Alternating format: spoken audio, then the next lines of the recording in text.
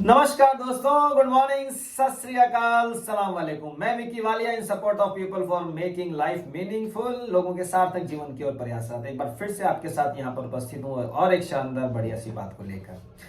जैसे कि मैं अक्सर बोलता हूँ, हम सभी चाहते हैं कि हम जीवन में आगे बढ़ें, हमें सफलता प्राप्त हो। फिर भी कई कारण हैं जैसे कि सफलता नहीं मिलती। और देखिए, मैंने पहले भी कहा था कि सफलता का कोई एक मंत्र नहीं है कि जिसको जपते रहो और आप सफल हो जाएं। कोई ऐसा पहाड़ा नहीं है सफलता का, या कोई ऐसा कुछ भी एक सिंपल नहीं कि आप वो काम करें, कोई एक चैलेंज लें और आप सफल हो जाएं। बहुत सारे आयामों को आपको देखना पड़ता है।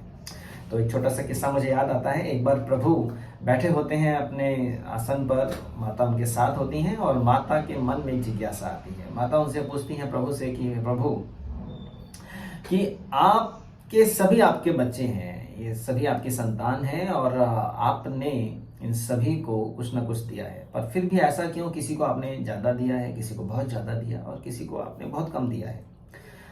तो प्रभु बोलते हैं कि चलिए देवी, बताता हूँ मैं आपको मैंने ऐसा क्यों किया और मैंने क्या किया। ये सभी अपने कर्मों से है। अब वो कहते हैं कि देखिए, सामने ऊपर दिखाते हैं पृथ्वी लोक पर, कहते हैं दो अलग अलग दिशाओं में दो लोगों को वो दिखाते हैं। वो कहते हैं कि दोनों व्यक्ति ऐसे हैं जिनके पास कुछ भी नहीं है। भिखारी मान लीजिए कि दोनों व्यक्ति, इनके पास कुछ भी नहीं है और थोड़ी ही देर में मैं इनको कुछ देता हूँ। और जब वो व्यक्ति अपने अपने रास्ते पर चल रहे होते हैं, किसी एक दिशा में किसी और दिशा में, तो अचानक उनको एक ब्लैंकेट, एक कंबल मिल जाता है। अब वो कंबल उन दोनों व्यक्तियों को मिला और बड़े खुश हुए, बड़े प्रसन्न हुए और उसके बाद वो आगे चले अपने रास्ते की ओर। अब प्रभु ने क्या किया? प्रभु ने बहुत तेज हवाएं चलाई दोनों दिशाओं में, इस भाई साहब के लिए भी और उन महाशय के लिए भी। तो जब वो महाशय दोनों के लिए जब तेज हवाएं चली, तो एक ने क्या किया, उस कंबल को बिल्कुल दबा के वो बैठ गए कि यार बड़ी मुश्किल से तो कंबल मिला है, हवाएं इतनी तेज चल रही हैं, आंधी तूफान आ रहा है, उड़ ना जाए। अब दूसरा व्यक्ति जो था, उसने क्या किया, उस कंबल को खोला और उस कंबल को वो ओढ़ के बैठ जाता है और उसने कहा देखी जाएगी जो होगा, कंबल पहले भी तो पास में नहीं था, अपने आप को तो बचाओ। अब प्रभु माता से क्या बोलते हैं, ये सब हमारे लिए सीख है। और वो प्रभु ने माता को कहा कि देखो देवी, ये जो पहला व्यक्ति है जो उस कंबल को बिल्कुल संभाल के बैठ गया है, आपको क्या लगता है, क्या पूरे जीवन भर इसको दूसरे कंबल की आवश्यकता होगी? नहीं, ये पूरे जीवन भर उसी कंबल में व्यतीत कर देगा, इसी कंबल के सहारे अपना जीवन काट देगा। पर वो दूसरा व्यक्ति जो है, उसका कंबल उड़ गया, फट गया, कुछ भी हो गया, तो मुझे उसको दूसरा देना पड़ेगा। दोनों ही मेरी संतान, दोनों ही मेरे बच्चे, पर इसको देने की आवश्यकता नहीं, क्योंकि इसके पास तो ऑलरेडी रहेगा ही रहेगा और ये इसी में अपना जीवन व्यतीत करेगा।